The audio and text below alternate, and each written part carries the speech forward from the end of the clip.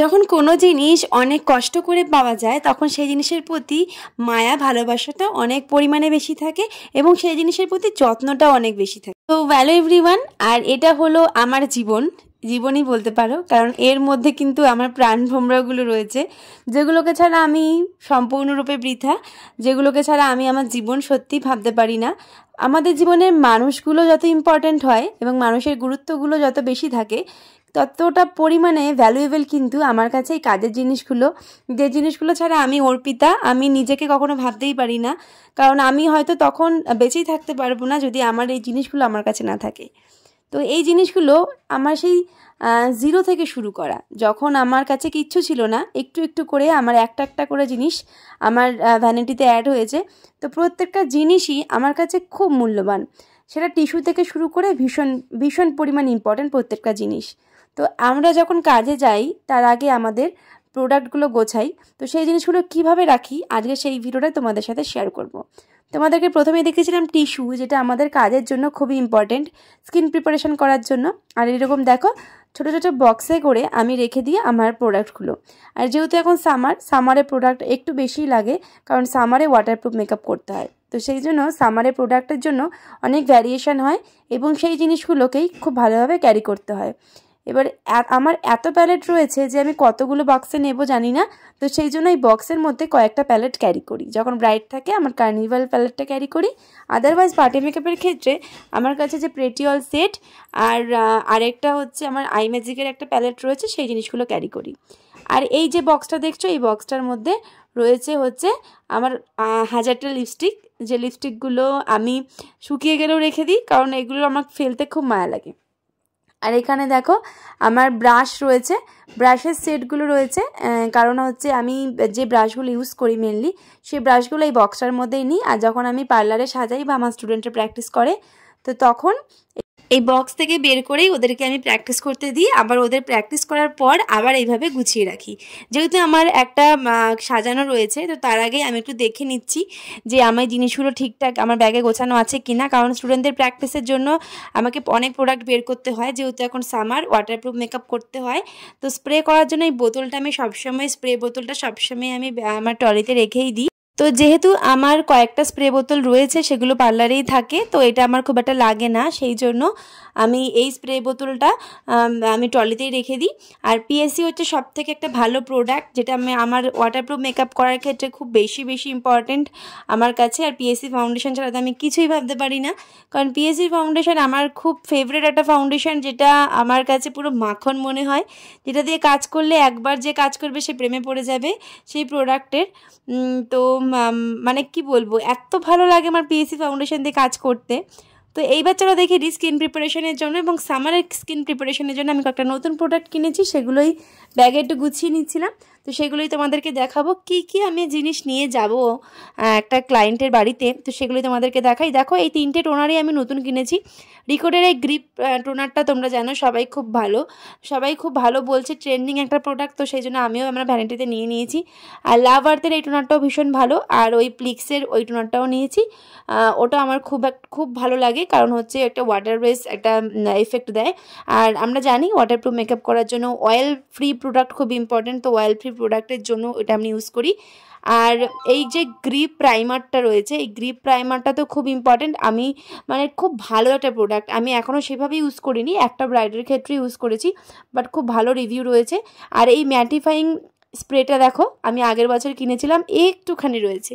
আর এবার যেহেতু রিকর্ডের ওই স্প্রেটা কিনেছি, গ্রিপ স্প্রেটা, তো এটা অতটা ইউজ হয় না, তো অল্প একটু রয়েছে, তাই এটাকে ব্যাগে রাখতেই হয়। পন্ডসের এই যে ওয়াটার বেস ময়েশ্চারাইজারটা, এটা ভীষণই একটা ভালো একটা ময়েশ্চারাইজার, যেটা আমার কেন প্রত্যেকটা মেকআপ আর্টিস্টের ভ্যানিটিতে অ্যাভেলেবেল, এবং প্রত্যেকটা মেকআপ আর্টিস্ট হয়তো এই প্রোডাক্টটার ভীষণ বড় ফ্যান। তো যারা নর্মালি স্কিন কেয়ার করতে ভালোবাসো, সিটিএম করো, তাদের জন্য কিন্তু এটা খুব একটা বেস্ট প্রোডাক্ট, তোমরা ইউজ করতেই পারো। আর আদারওয়াইজ যে প্রোডাক্টগুলো তোমাদেরকে দেখালাম সেগুলো কিন্তু সবই ব্র্যান্ডেড। আর আমার কাছে পিএসসি রিকর্ড আমার ভীষণ ভালো লাগে, তাই আমি এই জাতীয় প্রোডাক্টগুলোই বেশি রাখি।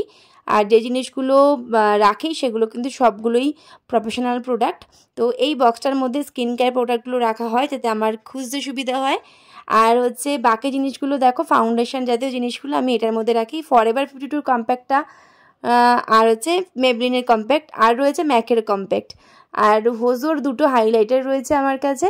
তো সেগুলো তোমাদেরকে একটু দেখিয়ে দিচ্ছিলাম, কারণ হচ্ছে এইগুলো আমি একটু মানে গোছাচ্ছিলাম, আর এগুলো আমার কাছে সবসময় থাকে, এই জিনিসগুলো আমার কাছে সবসময় থাকে।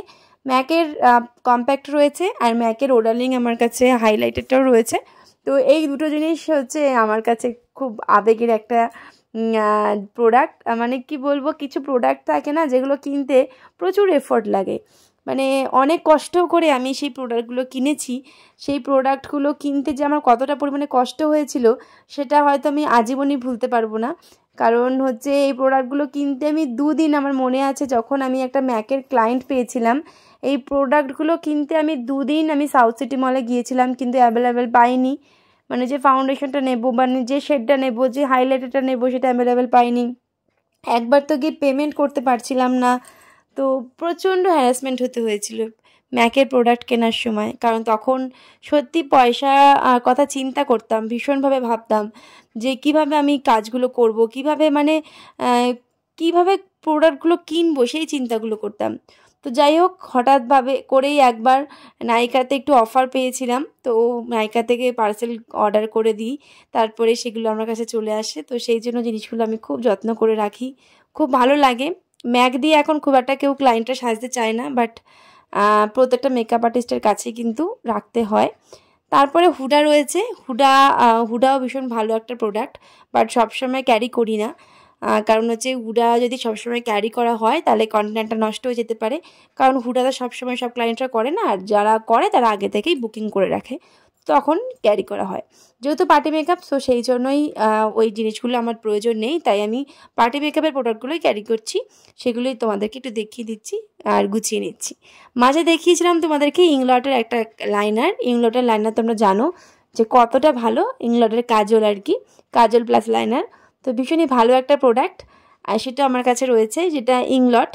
আর হচ্ছে পিএসসি আইব্রো প্রমেট, যেটাও আমার কাছে খুব খুব প্রয়োজনীয় একটা জিনিস, পিএসসির আইব্রো প্রমেটটা, যেটা আমার খুব ভালো লাগে। তো সেটাও আমি আমার কাছে রেখেছি। আর বাকি জিনিসগুলো জানোই, সেগুলো হচ্ছে হোজোর হাইলাইটার রয়েছে, এছাড়াও হাজার একটা প্রোডাক্ট ক্যারি করতে হয়, কারণ কোন ক্লায়েন্টের স্কিনে কোনটা যাবে সেটা বলা যায় না, তাই ওইভাবে বলা যায় না। কালার বারের এই প্রাইমারটা সিলিকন বেস একটা প্রাইমার, যেটা অল স্কিনে এবং অল সিজনে অ্যাপ্লিকেবল। তো অল সিজনে এই প্রাইমারটা ইউজ করা যায়। যখন কোনো কিছু ছিল না তখন কিন্তু আমরা কালার বারের এই প্রাইমারটা দিয়েই কাজ করতাম, তখন এত প্রোডাক্টই ছিল না। রিকোড এখন নতুন মার্কেটে এসছে, রিকোড এখন রাজত্ব করছে, অনেক কম প্রাইসে প্রোডাক্ট আমাদেরকে দিচ্ছে, আমরা সেখানে প্রচুর পরিমাণে স্যাটিসফাই।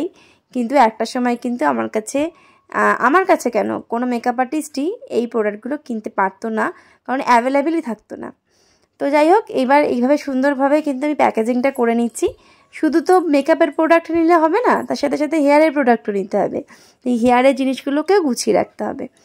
আর এই ব্যাগটার মধ্যেই, ছোট্ট ছোট্ট পেন্সিল ব্যাগটার মধ্যে আমি কয়েকটা কাজল, মাস্কারা, আমার এই জাতীয় জিনিসগুলো রাখি। কাজল মাস্কারার সাথে সাথে কলকার তুলি, কলকা মানে ফেব্রিক, সেগুলো রাখতে হয়। মানে সাজাতে গেলে একটা সংসার নিয়ে যেতে হয়, যেখানে তুমি কিছুই বাড়িতে রেখে যেতে পারবে না, যেটা তুমি রেখে যাবে সেটাই তোমার প্রয়োজন হবে, এটাই ফ্যাক্ট। কারণ তুমি যদি মনে করো যে তুমি এটা নেবে না, তোমার সাজাতে গিয়ে সেই জিনিসটারই বেশি প্রয়োজন হবে। লেন্সটা রয়ে গেছিলো, কারণ একটা ব্রাইডের জন্য লেন্সটা ক্যারি করেছিলাম, সেই ব্রাইডার লেন্স পরতে পারেনি আই ইনফেকশনের জন্য, তো সেটাই রয়ে গেছে, কারণ ও ইউজ করেনি, আর আমার কাছে ছিল, তো রেখে দিয়েছি, যদি কোনো ক্লায়েন্ট ইউজ করতে চায় তখন তাকে দিয়ে দেবো।